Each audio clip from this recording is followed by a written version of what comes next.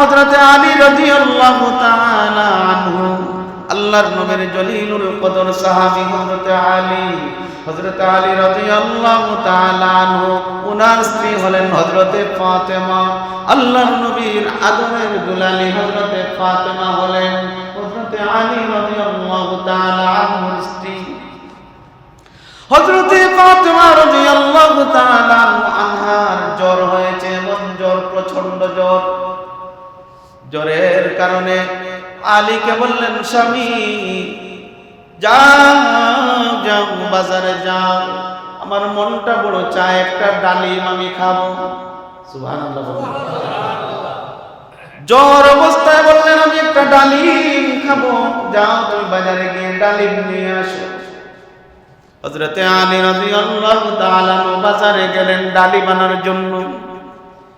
হযরত আলী বাজার থেকে ডালিম যখন ক্রয় করলেন, ডালিমটা ক্রয় করার পরে বাড়ির দিকে যখন আসতেছেন, আসার সময় একজন ফকির, মানুষের আকৃতিতে একজন ফকির হযরত আলীর সামনে আসলো। আসার পরে বলল, ও আলী, আমার পেটের মধ্যে বড় ক্ষুধা লাগছে, আমি অসুস্থ, তোমার হাতে দেখতেছি একটা ডালিম আছে, আমাকে তুমি এখান থেকে অর্ধেক ডালিম খাওয়াও। সুবহানাল্লাহ। মাত্র একটা ডালিম কিনছে, ওনার ওয়াইফ অসুস্থ বাসায়, ওই একটা ডালিম কিনে বাড়িতে যখন আসতেছে, রাস্তায় ফকির এসে বলে, ও আলী, তোমার হাতে দেখতেছি ডালিম, তুমি আমাকে এখান থেকে অর্ধেক আমাকে খাওয়াও। সুবহানাল্লাহ বলেন না? হযরত আলী রাদিয়াল্লাহু তাআলা চিন্তা করলেন, আর তো আমার পকেটে টাকাও নাই, তবে আল্লাহর বান্দা যখন আমাকে বলেছে অর্ধেক খাওয়াও, তাহলে অর্ধেক তো আমি আমার স্ত্রীর জন্য নিতে পারবো, তাহলে রাস্তার মধ্যে আল্লাহ তাআলাকে রাজি খুশি করার জন্য অর্ধেক ডালিম আমি খাওয়াইয়া যাই। সুবহানাল্লাহ। সুবহানাল্লাহ বলেন না? হযরত আলী রাদিয়াল্লাহু তাআলা আনহু যখন অর্ধেক ডালিম দিয়ে দিলেন, ভেঙ্গে অর্ধেক ডালিম দিয়ে দিলেন। অর্ধেক ডালিম ওই বান্দা খাওয়ার পরে চিন্তা করলো, আমার তো পেট ভরে নাই, আমার তো শান্তি পাইতেছি না। আবার বলল, আলী, বাকিটাও আমাকে তুমি দিয়ে দাও, আল্লাহর ওয়াস্তে আমাকে দিয়ে দাও। আল্লাহর ওয়াস্তে যখন বলল, হযরত আলী ডালিমের বাকি অংশটাও ওই ফকিরকে দিয়ে দিলে। এখন আর ডালিম আছে না, বাড়িতে কি নিয়ে যাবেন? আল্লাহর রাস্তায় দান করেছেন, ওইদিকে স্ত্রী বাড়িতে অসুস্থ, এমত অবস্থায় হযরত আলী রাদিয়াল্লাহু তাআলা পকেটের মধ্যে কোনো টাকাও নাই, আরেকটা ডালিম যে কিনবেন, আবার ওইদিকে স্ত্রীর আবদারটা কিভাবে পূর্ণ করবেন, এমত অবস্থায় মনের মধ্যে বড় দুঃখ নিয়া আর মনের মধ্যে আশা নিয়া যে আমি আল্লাহর রাস্তায় একটা দান করেছি, হয়তো আল্লাহ তাআলা এর বিনিময়ে আমাকে 10টা দান করবে। আম্মা বাদু ফাকাদ ক্বালা আল্লাহু তাবারাকা ওয়া তাআলা মাসালুল লাযীনা ইউনফিকুনা আমওয়ালাহুম ফী সাবিলিল্লাহ কামাসালি হাববাতিন أنبتت 7 سنابل إلى آخر الآية. بارك الله لنا ولكم في القرآن العظيم ونفعنا وإياكم بالآيات والذكر الحكيم. محبت الشهيد الرسول صلى الله على سيدنا ومولانا محمد وعلى آله وأصحابه وسلم. بلغ العلا بكماله كشف الدجى بجماله حسنت جميع خصاله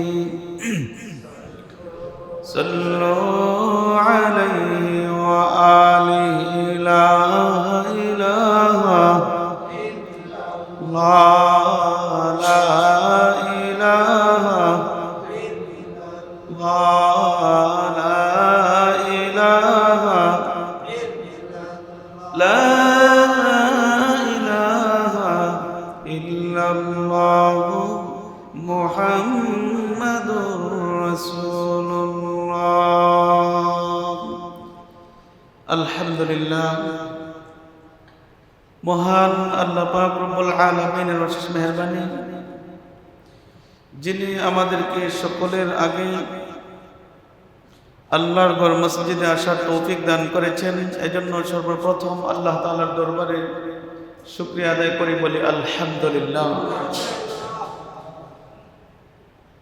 আর এই সাথে সাথে বিশ্ব মানবতার মুক্তির কান্ডারি মুহাম্মদ আরবি শাফিউল মুজনিবিন নবী ফখরুল আম্বিয়া নবী হযরত মুহাম্মদুর রাসূলুল্লাহ সাল্লাল্লাহু আলাইহি ওয়াসাল্লামের উম্মতি হিসাবে আল্লাহ তাআলা কবুল ও মঞ্জুর করেছেন।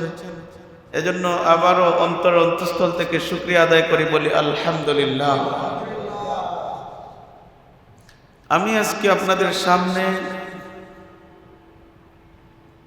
দান এবং সাদাকা সম্পর্কে, আল্লাহর রাস্তায় দান করা কি পরিমাণ ফজিলত, এই বিষয়ে পবিত্র কোরআনের ৩ নম্বর পারার একটি আয়াত তেলাওয়াত করেছি। আল্লাহর রাস্তায় দান করা কি পরিমাণ গুরুত্ব এবং ফজিলত আল্লাহ তাআলা এই আয়াতের মধ্যে বর্ণনা করেছেন।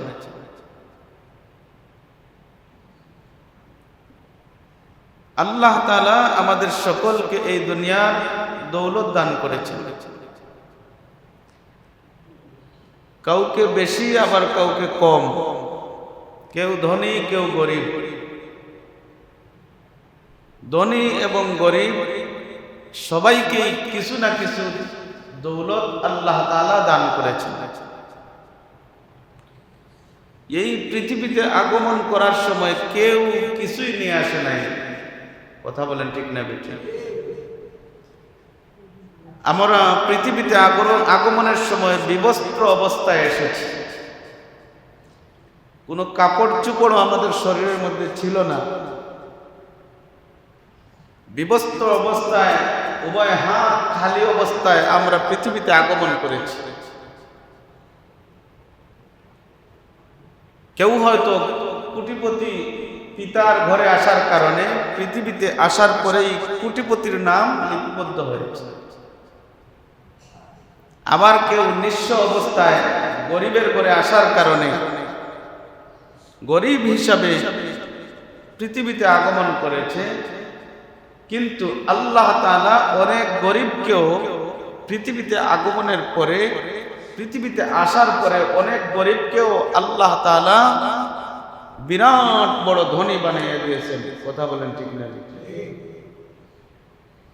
আবার অনেক মানুষ আছে ধনীর ঘরে এসেছে, কিন্তু পরবর্তীতে দেখা গেছে সে গরিব হয়ে গিয়েছে। তো ধনী এবং গরিব বানানকে আল্লাহ তাআলা, ধনী বানানকে আল্লাহ তাআলা, আবার গরিব বানানকে ভাই আল্লাহ তাআলা। রিজিক দেনেওয়ালা জাত হলেন আল্লাহ তাআলা। আল্লাহ তাআলা যাকে ইচ্ছা তাকে ধনী বানাতে পারেন, আবার যাকে ইচ্ছা আল্লাহ তাআলা তাকে গরিব বানাতে পারেন। এজন্য যারা আল্লাহ তাআলার প্রদত্ত দৌলত পেয়েছেন, এটা হলো আল্লাহ তাআলার পক্ষ থেকে নিয়ামত। যাদেরকে আল্লাহ তাআলা দুনিয়ার দৌলত দান করেছেন, এটা হলো আল্লাহ তাআলার পক্ষ থেকে বিরাট বড় নিয়ামত। আবার এই দৌলতটাও অনেক সময় মানুষের জন্য গজব হয়ে থাকে, গজব হয়ে থাকে। দৌলতটাকে যদি, সম্পদটাকে যদি সে নিয়মতান্ত্রিকভাবে খরচ না করে, জায়েজ পন্থায় যদি দৌলতটাকে খরচ না করে, এমত অবস্থায় এই ধন দৌলতটাও তার জন্য আযাব এবং গজবের কারণ হয়ে যায়। কথা বলেন ঠিক না বেটি? আর এই দৌলতটা কোন সময় রহমত, কোন সময় নিয়ামত? যখন আল্লাহ তাআলার বিধান মতো দৌলতটাকে মানুষ খরচ করে, তখন এই দৌলতটা মানুষের জন্য নিয়ামত এবং রহমত হয়ে যায়। আমি বলতেছিলাম আল্লাহ তাআলা আমাদের প্রত্যেককে জন্মসূত্রে দৌলতমন বানিয়েছেন, কাউকে ধনী কাউকে গরিব। তো যাদেরকে ধনী বানিয়েছেন, হাযা মিন ফাদলি রাব্বি, এটা মনে করতে হবে যে এটা আমার মাওলায়ে পাকের পক্ষ থেকে, আল্লাহ তাআলার পক্ষ থেকে ফজল, ইহসান এবং অনুগ্রহ। কথা বলেন ঠিক না বেটি? আমি আজকে আপনাদের সামনে পবিত্র কোরআনের যে আয়াত পড়েছি, এই আয়াতের মধ্যে আল্লাহ তাআলা তার পক্ষ থেকে যে দৌলত দান করেছেন, এই দৌলতগুলোকে যারা আল্লাহর রাস্তায় দান করে, ينفقون أموالهم في سبيل الله আল্লাহ পাক রব্বুল আলামিন এই আয়াতের মধ্যে এমন একটা উদাহরণ দান করেছেন, এমন একটা উদাহরণ দান করেছেন, ইউনফিকুনা ফি সাবিলিল্লাহ, যারা আল্লাহর রাস্তায় দান করে তাদের একটা উদাহরণ আল্লাহ তাআলা এই আয়াতের মধ্যে দান করেছেন। কামাসালি হাব্বাতিন আম্বাতাত সাবআ সানাবিলা, যেরকম ভাবে একজন কৃষক একটা বীজ মাটির মধ্যে বপন করে, ক্ষেতের মধ্যে বীজ বপন করে, বীজ বপন করার পরে আল্লাহ তাআলা বলতেছেন আম্বাতাত সাবআ সানাবিলা, আমি আল্লাহ তাআলা ওই বীজ থেকে 60টা দানা আমি আল্লাহ তাআলা বের করে দেই। জোরে বলেন সুবহানাল্লাহ। ধান দেখছেন, ধান ছিটায়, ধান ছিটাইলে একটা ধান থেকে আল্লাহ তাআলা ধানের গুসার মধ্যে প্রথমত 60টা আল্লাহ তাআলা বলতেছেন, যেমন আমি 60টা বের করে দিই, সাবআ সানাবিলা, আবার ফি কুল্লি সুম্বুলাতিন মিআতু হাব্বা, আবার সেই 60টা বীজ থেকে আল্লাহ তাআলা আবার 100টা দানা বের করে দেন। জোরে বলেন সুবহানাল্লাহ। দান তো আপনারা দেখছেন, দানের দেখবেন প্রথমে আলি হয়, ওই আলিটা জমিনের মধ্যে রোপণ করার পরে ওই আলির থেকে দেখবেন আবার ছড়া হয়, ধানের শীষ হয়। এক একটা শীষের মধ্যে কতটা দানা? 100টার আরো বেশি দানা হয়। তো আল্লাহ তাআলা বলতেছেন, তুমি একটা দানা জমিনের মধ্যে বপন করেছো, আর এই একটা দানা থেকে আমি 60টি দানা, আর 60টা থেকে আমি 100টা দানায় রূপান্তরিত করেছি। এই যে রিজেক্ট দিলাম, এই যে দান করলাম, এই যে রিজেক্ট দিলাম, এই তোমার জন্য যে রিজেক্ট দিলাম,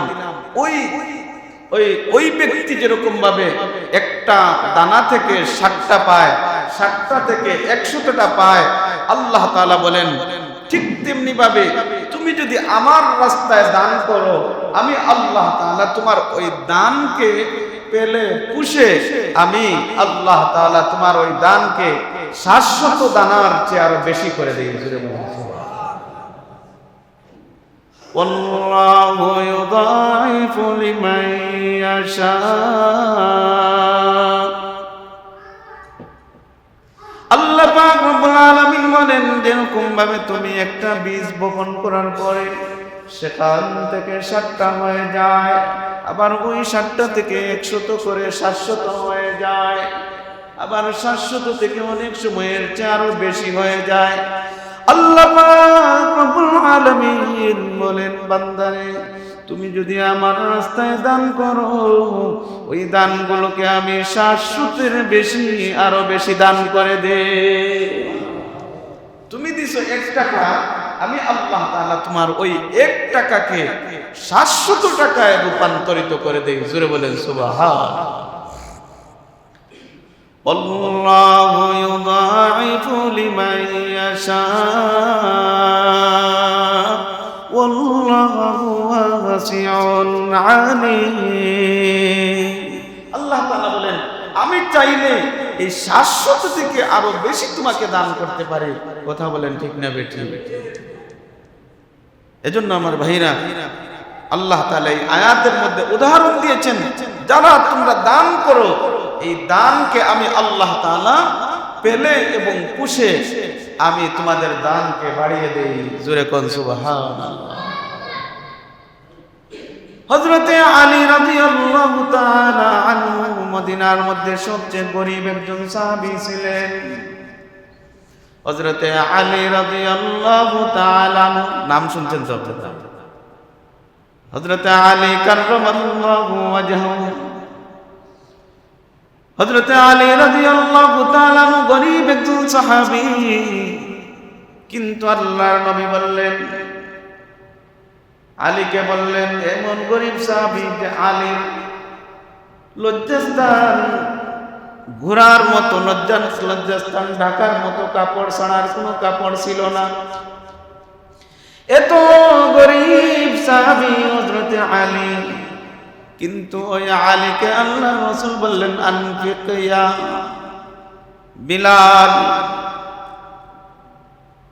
আনফিক ইয়া আলী।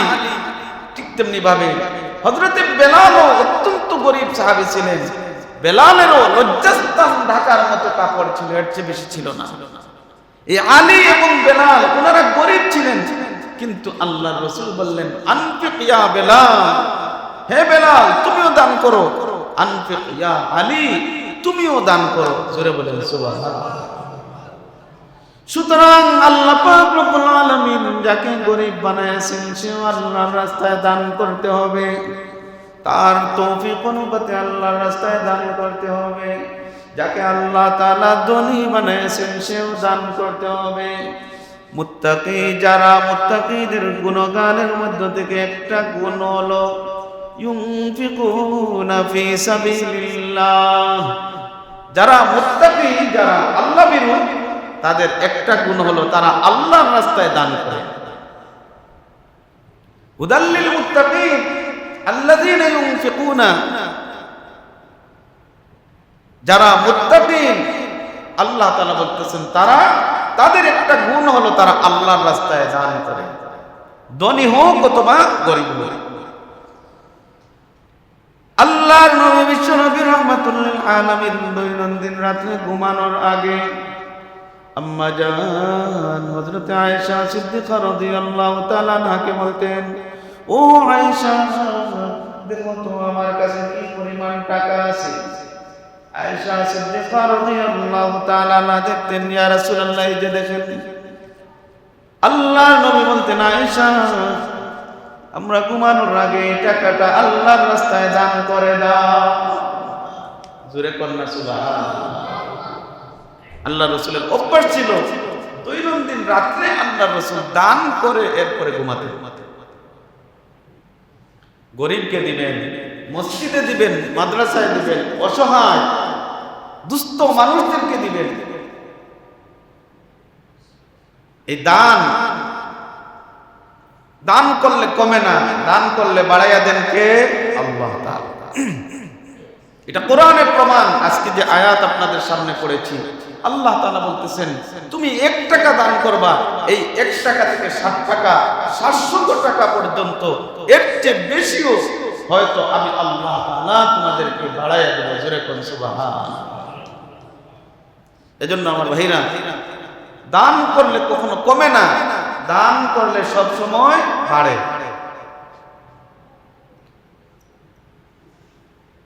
আল্লাহর নবীর একজন সাহাবী, ঘটনা মনে পড়ে গেছে, বলবো নাকি? আল্লাহর নবীর একজন সাহাবী হযরত আবু দাহদাহ রাদিয়াল্লাহু তাআলা আনহু। ওই আবু দাহদাহ রাদিয়াল্লাহু তাআলা আনহু আল্লাহর রাসূলের সামনে বসা অবস্থায়, এমত অবস্থায় একজন নও মুসলিম, নতুন মুসলমান হয়েছে, তিনি আল্লাহর রাসূলের দরবারে আসলেন, এসে বললেন, ইয়া রাসূলুল্লাহ, আমার বাড়ির পাশের বাড়ির যে মানুষটা, তার একটা খেজুরের গাছ আছে, আর ওই খেজুরের গাছটা মাথা একটু বাঁকা আমার অংশে এসে পৌঁছে গেছে। তার অংশ থেকে আমার অংশে এসে তার খেজুরের গাছটা পৌঁছে গেছে। সুতরাং ইয়া রাসূলুল্লাহ, আমার বাচ্চারা, আমি গরিব মানুষ, আমার খেজুরের গাছ নাই। ইয়া রাসূলুল্লাহ, তার ওই গাছ থেকে খেজুরগুলো যখন মাটিতে পড়ে, আমার ছোট্ট ছোট্ট বাচ্চারা সেখান থেকে খেজুর নিয়ে নেয়। আর আমার পাশের বাড়ির ওই মানুষটা এত খারাপ যে যখন খেজুরগুলো মাটিতে পড়ার পরেও আমার ছোট্ট বাচ্চারা মুখে দিয়ে দেয়, মুখ থেকে পর্যন্ত বের করে খেজুরটা নিয়ে নেয়। জোরে করে বলেন না নাউজুবিল্লাহ। এত কিপটার করে কিপটা, বাচ্চারা খেজুরটা মুখে দিয়ে দিছে, মুখ থেকে বের করে খেজুরটা নিয়ে নেয়। ইয়া রাসূলুল্লাহ, ইয়া হাবিবাল্লাহ, আমি আপনার দরবারে আসলাম। ওগো নবীজি, এই খেজুর গাছের ব্যাপারে আমাকে ফয়সালা করে দেন।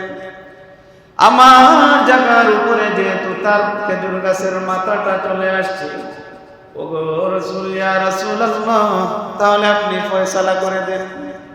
হয়তো সে একদিন খাবে, আমি একদিন খাবো, এরকম বাড়ি করে দেন। সুবহানাল্লাহ, সুবহানাল্লাহ। একদিন সে খাবে, একদিন আমি। অনেক সময় আছে না, আমাদের সীমানার মধ্যে অনেক সময় গাছ পড়ে কিনা, আরেকজনের গাছ আমার সীমানায় আসে। আল্লাহ রাসূলের কাছে গেছে, ইয়া রাসূলুল্লাহ, এটা একটা বাড়ি করে দেন, যাতে সে একদিন খায়, আমার পোলাপান একদিন খায়।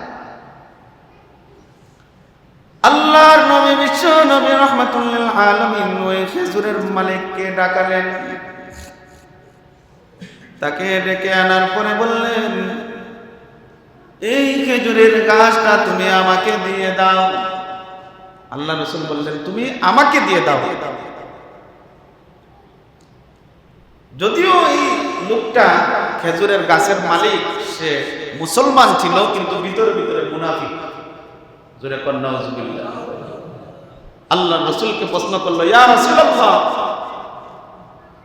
আপনি বলতেছেন আপনাকে আমি খেজুরের গাছটা দিয়ে দেব, যদি আমি খেজুরের গাছটা আপনাকে দিয়ে দেই তাহলে এর বিনিময়ে কি পাবো?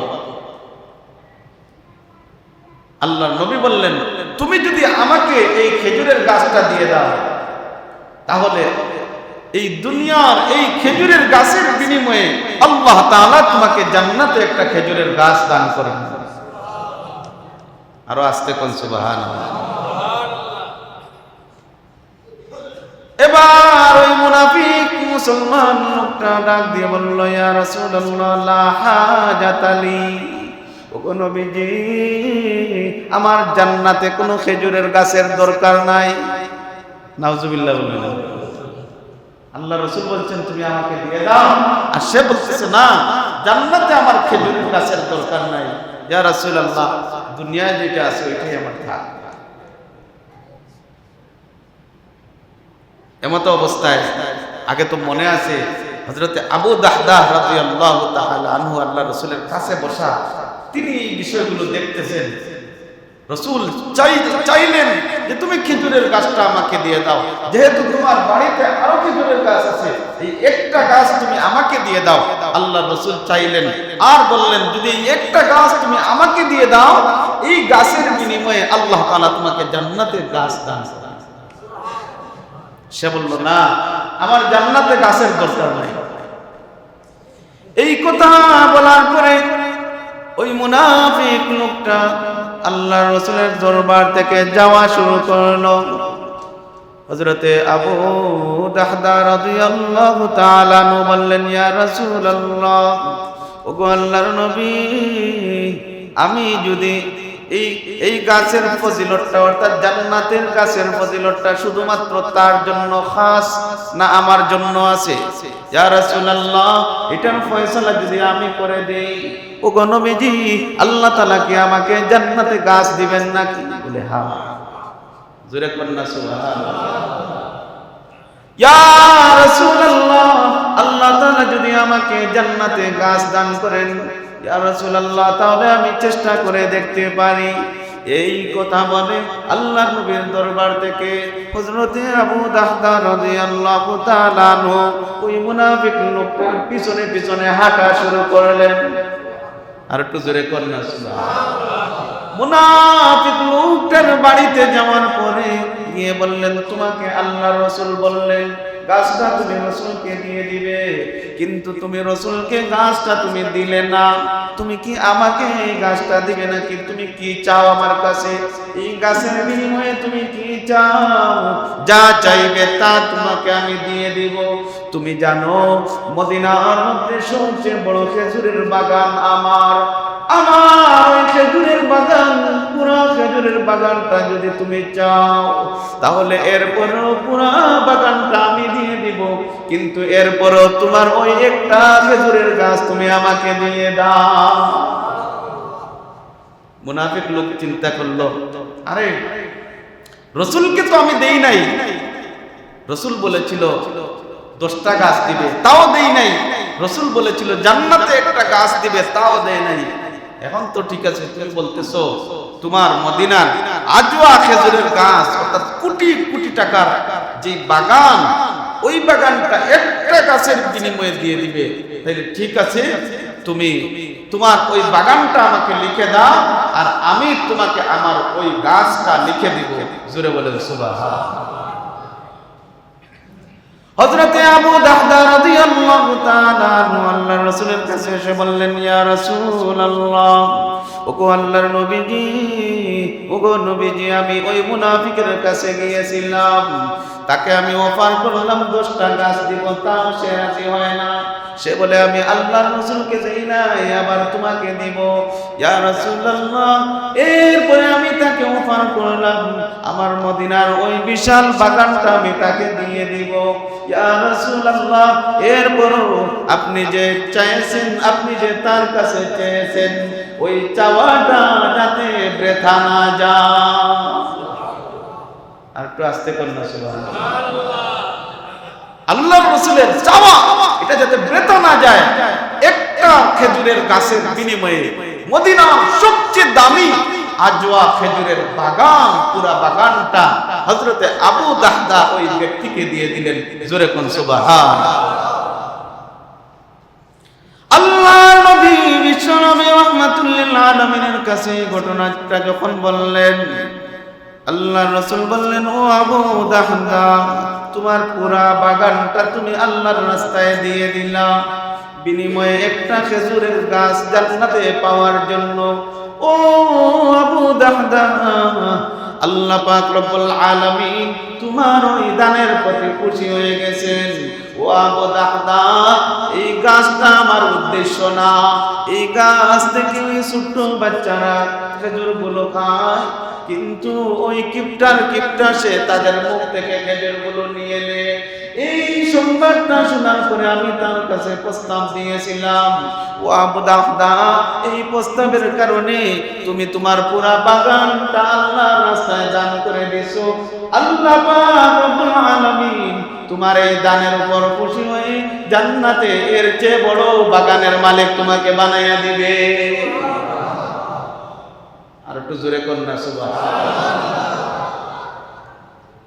আমার ভাইরা, হযরতে আবু দাহদা আল্লাহর রাসূলের কথাকে ঠিক রাখার জন্য একটা খেজুরের গাছ আল্লাহর রাসূল চেয়েছিলেন, ওইটা ঠিক রাখার জন্য হযরতে আবু দাহদা কোটি কোটি টাকার বাগানকে আল্লাহর রাস্তায় দান করে দিয়েছেন।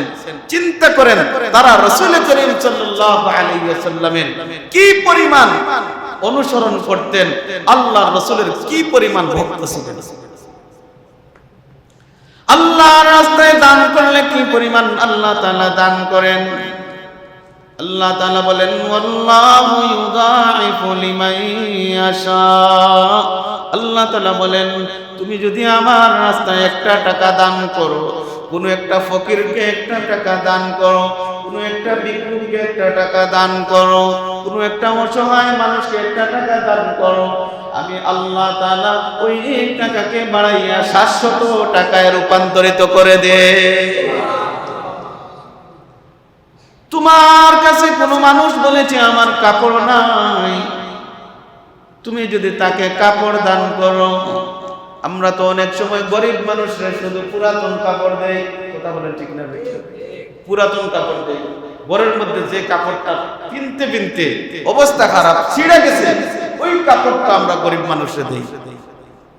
কিন্তু না, পুরাতন যেটা আছে ওইটার চেয়ে সে খুশি হবে আপনি যদি তাকে নতুন একটা কাপড়, এটা রাস্তার ফকির, তাকে নতুন একটা কাপড় পরাইয়া দিলেন, তার মনটা কি পরিমাণ খুশি হবে, আল্লাহ তাআলার আরশ পর্যন্ত খুশি হয়ে যায়। জোরে বলেন সুবহানাল্লাহ। অনেক সময় দেখা যায় মানুষ দান করার জন্য পকেটের মধ্যে ছেঁড়া টাকাটা খুঁজে, ফকিরকে যখন দিবে ওই ছেঁড়া টাকাটা খুঁজে। ফকির যখন আপনার সামনে এসে হাত বাড়ায় তখন আপনি বলেন বাংতি নাই, আছে নাকি? বাংতি নাই কয়, এগুলো আমাদের দেশে আছে না, বাংতি নাই। আবার বাজারে যে সময় যায় ওই 1000 নোটের ভাঙতি করে বাজার করে। ফকির যে সময় চায় তখন বলে বাংতি নাই। আল্লাহর বান্দা তুমি জেনে রাখো, ফকিরের হাতে যদি তুমি একটা টাকা দান করো, এই দানের মাধ্যমে আল্লাহ তাআলা তোমার কমাবেন না। একটা টাকা দান করলে আল্লাহ তাআলা 700 টাকা দান করবেন। 100 টাকা দান করলে আল্লাহ তাআলা 7000 টাকা দান করবেন। 7000 টাকা যদি দান করো আল্লাহ তাআলা 7 গুণ বাড়াইয়া তোমাকে 70000 টাকা দান করবে। কেমনে দিবেন এটা তো কে জানে? আল্লাহ। দেখবেন আপনার সামনে ইনকামের সুযোগ এসে গেছে, আপনার ধারণাও নাই যে আমি 1 বছরের মধ্যে কোটিপতি হয়ে যাব, কিন্তু আল্লাহ তাআলা দেখবেন আপনার সামনে সেই সুযোগ করে দিয়েছে। আমরা এই পৃথিবীতে আসার মালিক, এই 1 কোটি টাকার মালিক বানাইছেন কে ভাই? আল্লাহ। সুযোগ করে দিয়েছেন কে ভাই? আল্লাহ। এজন্য দান করলে কখনো কমে না। আরেকটা ঘটনা, হযরত আলী রাদিয়াল্লাহু তাআলা আনহু, আল্লাহর নবীর জলিলুল কদর সাহাবী হযরত আলী রাদিয়াল্লাহু তাআলা আনহু, ওনার স্ত্রী হলেন হযরত ফাতেমা। আল্লাহর নবীর আদরের দুলালি হযরত ফাতেমা হলেন হযরত আলী রাদিয়াল্লাহু তাআলা আনহুর স্ত্রী। হযরত ফাতেমা রাদিয়াল্লাহু তাআলা আনহার জ্বর হয়েছে, এমন জ্বর, প্রচন্ড জ্বর। জ্বরের কারণে আলীকে বললেন, স্বামী যাও বাজারে যাও, আমার মনটা বড় চায় একটা ডালিম আমি খাবো। সুবহানাল্লাহ। জ্বর অবস্থায় বললেন আমি একটা ডালিম খাবো, যাও তুমি বাজারে গিয়ে ডালিম নিয়ে আসো। হযরত আলী রাদিয়াল্লাহু তাআলা বাজারে গেলেন ডালিম আনার জন্য। হযরত আলী বাজার থেকে ডালিম যখন ক্রয় করলেন, ডালিমটা ক্রয় করার পরে বাড়ির দিকে যখন আসতেছেন, আসার সময় একজন ফকির, মানুষের আকৃতিতে একজন ফকির হযরত আলীর সামনে আসলো। আসার পরে বলল, ও আলী, আমার পেটের মধ্যে বড় ক্ষুধা লাগছে, আমি অসুস্থ, তোমার হাতে দেখতেছি একটা ডালিম আছে, আমাকে তুমি এখান থেকে অর্ধেক ডালিম খাওয়াও। সুবহানাল্লাহ। মাত্র একটা ডালিম কিনছে, ওনার ওয়াইফ অসুস্থ বাসায়, ওই একটা ডালিম কিনে বাড়িতে যখন আসতেছে, রাস্তায় ফকির এসে বলে, ও আলী, তোমার হাতে দেখতেছি ডালিম, তুমি আমাকে এখান থেকে অর্ধেক আমাকে খাও। সুবহানাল্লাহ বলেন না? হযরত আলী রাদিয়াল্লাহু তাআলা চিন্তা করলেন, আর তো আমার পকেটে টাকাও নাই, তবে আল্লাহর বান্দা যখন আমাকে বলেছে অর্ধেক খাওয়াও, তাহলে অর্ধেক তো আমি আমার স্ত্রীর জন্য নিতে পারবো, তাহলে রাস্তার মধ্যে আল্লাহ তাআলাকে রাজি খুশি করার জন্য অর্ধেক ডালিম আমি খাওয়াইয়া যাই। সুবহানাল্লাহ। সুবহানাল্লাহ বলেন না? হযরত আলী রাদিয়াল্লাহু তাআলা আনহু যখন অর্ধেক ডালিম দিয়ে দিলেন, ভেঙ্গে অর্ধেক ডালিম দিয়ে দিলেন। অর্ধেক ডালিম ওই বান্দা খাওয়ার পরে চিন্তা করলো, আমার তো পেট ভরে নাই, আমার তো শান্তি পাইতেছি না। আবার বলল, আলী, বাকিটাও আমাকে তুমি দিয়ে দাও, আল্লাহর ওয়াস্তে আমাকে দিয়ে দাও। আল্লাহর ওয়াস্তে যখন বলল, হযরতে আলী ডালিমের বাকি অংশটাও ওই ফকিরকে দিয়ে দিলে। এখন আর ডালিম আছে না, বাড়িতে কি নিয়ে যাবেন?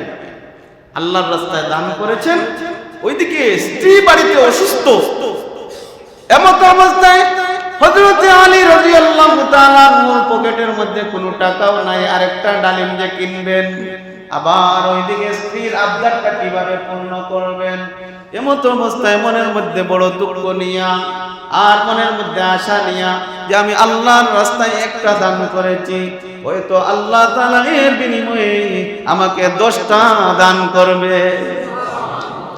মান জাআ বিল হাসানাতি ফালাহু আশরু আমসালিহা। হযরত আলী রাদিয়াল্লাহু তাআলা বাড়ির গেটের সামনে যখন গেলেন, ঘরের সামনে গেলেন, যাওয়ার পরে ভিতর থেকে স্ত্রী ডাক দিয়ে বললেন, আলী তোমার চেহারার মধ্যে বিষণ্ণতা আমি দেখতেছি, তুমি চিন্তার মধ্যে আছো, চিন্তার কোনো কারণ নাই, চলে আসো ঘরের মধ্যে চলে আসো, আমি সুস্থ হয়ে গেছি।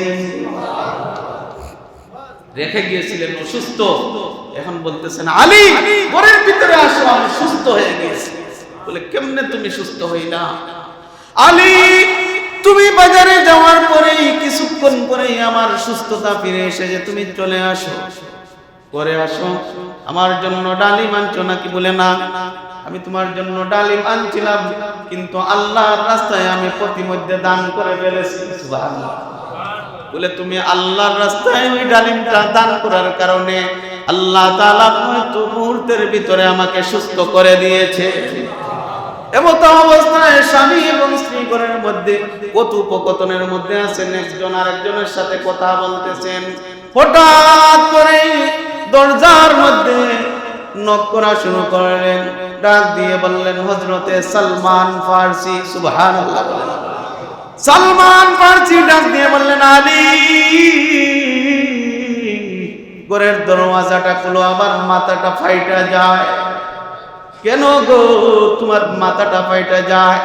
বলে আল্লাহর রাসূলের সামনে একজন সাদা শুভ্র সুন্দর একজন মানুষ এসে এই ডালিমের জাকাটা দিছে, ডালিমের এই টুকরিটা দিছে। ও আলী, আল্লাহর রাসূলের সামনে আসার পরেই আল্লাহর নবী এই ডালিমের টুকরিটা আমার কাছে দিয়ে দিয়েছেন, আর বলেছেন যাও এই ডালিমের টুকরিটা আমার আলীর ঘরের মধ্যে গিয়া পৌঁছাও। আল্লাহর রাসূল সাল্লাল্লাহু আলাইহি ওয়াসাল্লাম দিয়েছেন। হ্যাঁ। এবার হযরত আলী রাদিয়াল্লাহু তাআলা আনহু বললেন, দেখি তোমার ডালিমের মধ্যে কয়টা ডালিম আছে। এমত অবস্থায় সালমান ফারসি রাদিয়াল্লাহু তাআলা আনহু চিন্তা করলেন, রহস্যটা কি বুঝতে পারলাম না।